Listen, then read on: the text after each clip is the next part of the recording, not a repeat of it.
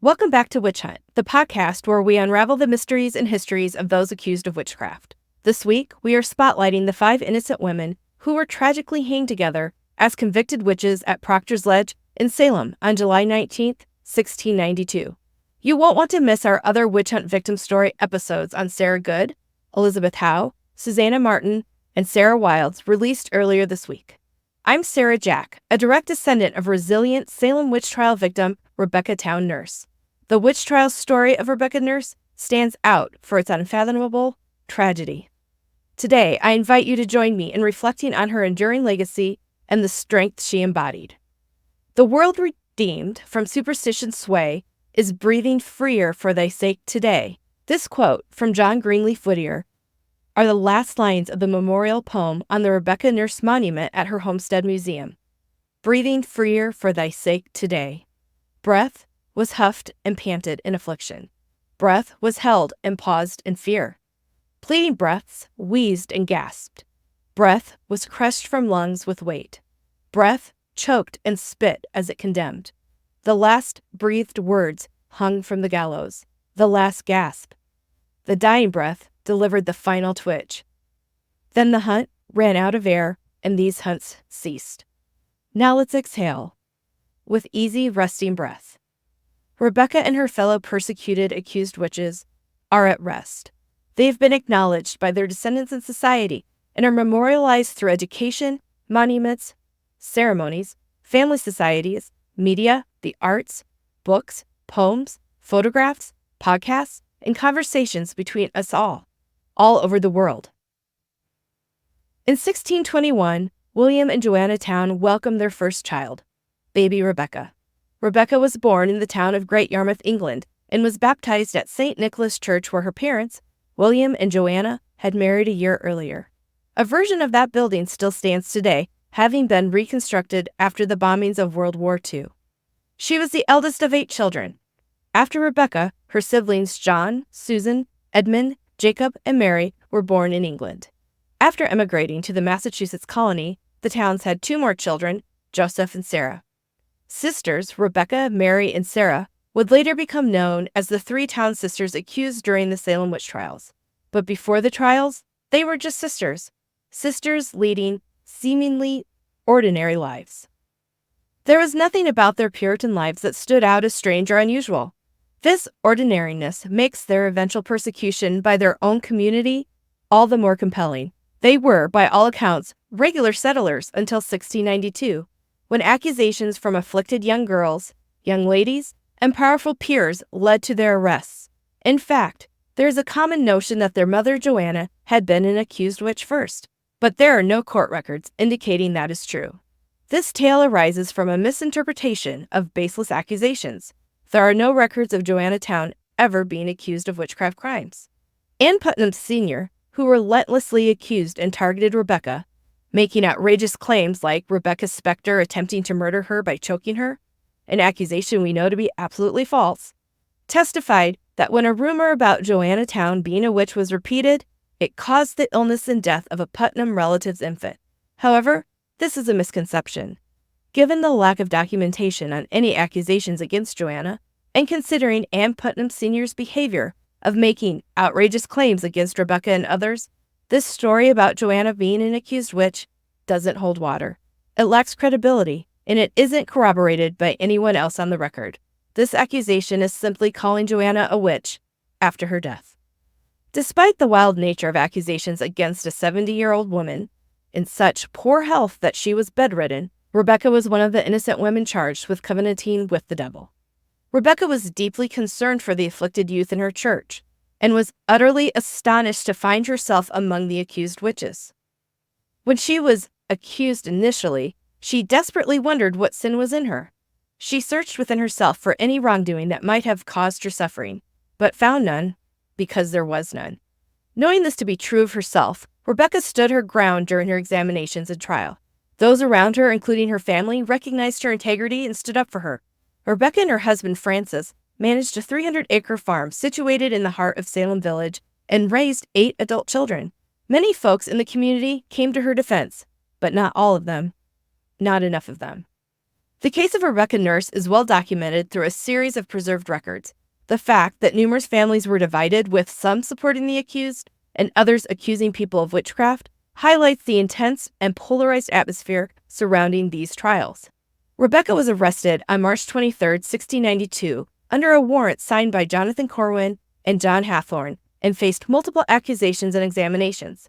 Despite statements of support from community members and a petition of support signed by 39 supporters, the numerous testimonies against her, particularly from the Putnam family, Reverend Samuel Parris, the Ingersolls, and several afflicted individuals, led to her conviction.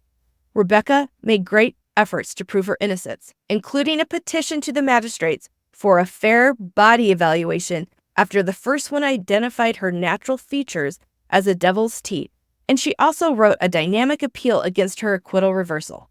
Nevertheless, her conviction stood, and a warrant for her execution, along with 4 others accused of witchcraft, was issued on July 12, 1692, a week before the execution would take place. Her doomed timeline is preserved by digitized documents. Here is an overview of most, but not all, of her trial documents. Listen to the names and how they were involved. On March 23, 1692, her warrant was signed by Jonathan Corwin and Magistrate John Hathorne. On that same day, Rebecca Nurse was arrested by George Herrick and brought to Ingersoll's Tavern. She was examined in the Salem Village Meeting House. She received statements of support from Israel Porter, Elizabeth Porter, Daniel Andrew, and Peter Cloyce. Ann Putnam Sr. and Ann Putnam Jr. gave depositions against Rebecca Nurse and Martha Corey. On March 25th, Edward Putnam gave a deposition against Rebecca Nurse. On March 30th, Samuel Nurse and John Tarbell made statements supporting Rebecca Nurse. In April, she was in chains. On May 1st, 39 community members signed a petition in support of Rebecca Nurse. Here are the last names of those 39. There were 8 Putnams, 4 Ray, 3 Phillips, 2 Porter, 2 Bishop, 2 Hutchinson, 3 Holton, 2 Andrew, 2 Cook, 2 Swinnerton, 2 Osborne, 1 Leach, 1 Felton, 1 Endicott, 1 Buxton, 1 Aborn, 1 Herrick, and 1 Sibley. On May 31st, Abigail Williams provided testimony against Rebecca Nurse and her sister Sarah Cloyce. On June 3rd, Rebecca Preston and Mary Tarbell made statements supporting Rebecca Nurse. That same day, affliction indictments were filed against Rebecca Nurse by 7 afflicted individuals: Abigail Williams, Ann Putnam, Mary Lewis, Elizabeth Hubbard, Mary Walcott, Ann Putnam Sr., and Susanna Sheldon. On June 28th, denying that she had a witch's teat, Rebecca Nurse petitioned the court for a more skilled evaluation of her anatomy. On June 29th, Nathaniel Putnam petitioned in support of Rebecca Nurse. John Putnam Sr., Rebecca Putnam, Nathaniel Ingersoll, Hannah Ingersoll, Sarah Bibber, Samuel Parris, Thomas Putnam, John Putnam Jr., and Hannah Putnam provided testimonies and depositions against the Towne sisters, Rebecca Nurse, Mary Esty, and Sarah Cloyce. On July 3rd, Rebecca was excommunicated from her church. Sometime shortly after this, the Nurse family took documentation to Boston to appeal to Governor Phips, who did give a reprieve on her conviction. But the relief was short-lived. A magistrate persuaded the governor to reconsider the pardon, and he revoked it. On July 4th, Thomas Fisk, a juryman, declared about overturning Rebecca Nurse's acquittal. That same day, Rebecca Nurse appealed her case in court. On July 12th, a warrant for the execution of Sarah Good, Rebecca Nurse, Susanna Martin, Elizabeth Howe, and Sarah Wilde was issued to George Corwin, the sheriff, by Deputy Governor William Stoughton. Rebecca steadfastly maintained her innocence, and her words preserved in the trial papers reveal her determination to be recognized as innocent. In the numerous trials, many witnesses testified about their disputes with the accused over various matters. However, with Rebecca, there was only one notable dispute, and even that was a stretch. The only recorded instance of her anger was when someone's pig broke into her yard and damaged her crops. This minor event was the sole example of her losing her temper. Rebecca was blindsided with immense humiliations and heartaches as an accused witch. She was pulled from her sickbed and locked in jail. Her body was searched for devil's marks and scrutinized. Her pleas and logic were dismissed by magistrates and government officials as she listened to the heinous accusations from her church community, branding her as a devil-following, cruel witch. She felt the weight of their condemnation.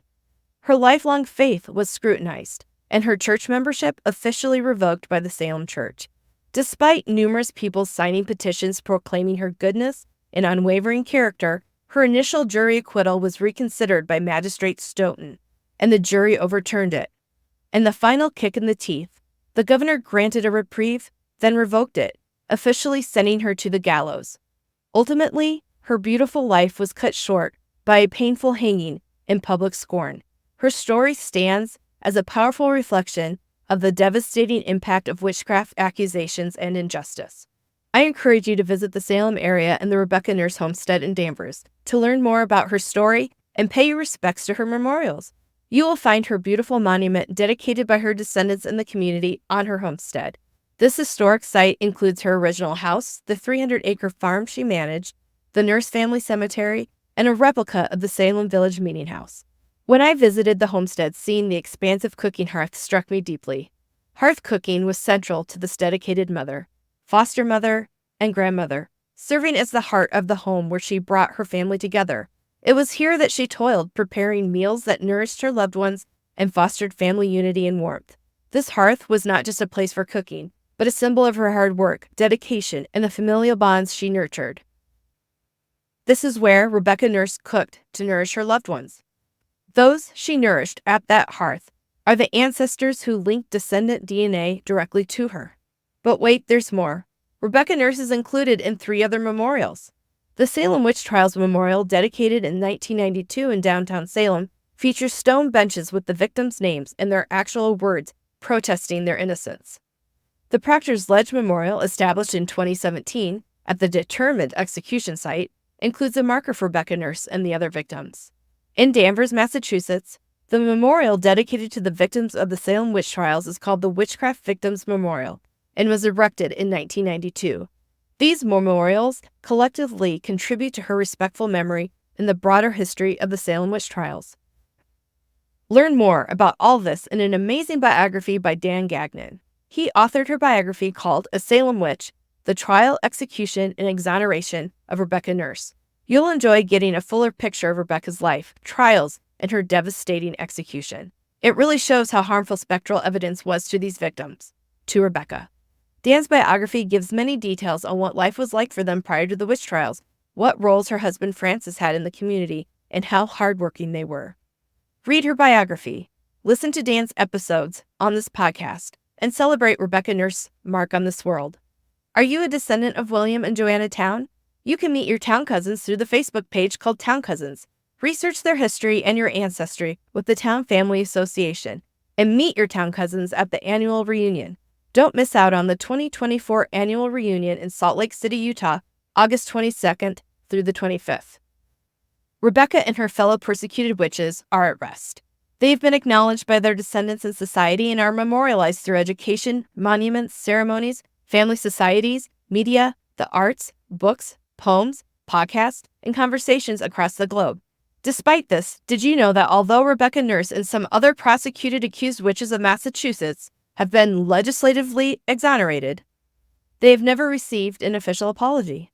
According to Massachusetts General Court exoneration legislation, the blame is still placed on the devil for deceiving the court. We believe it's time for new legislation that acknowledges the court's responsibility for this injustice and offers a formal apology. Such an apology would not only honor the memory of the deceased, but also impact today's society by addressing historical wrongs and supporting current victims of injustice. This project is also working to have the 8 convicted witches of Boston exonerated. If you want to be a part of this effort, join us in the Massachusetts Witch Hunt Justice Project.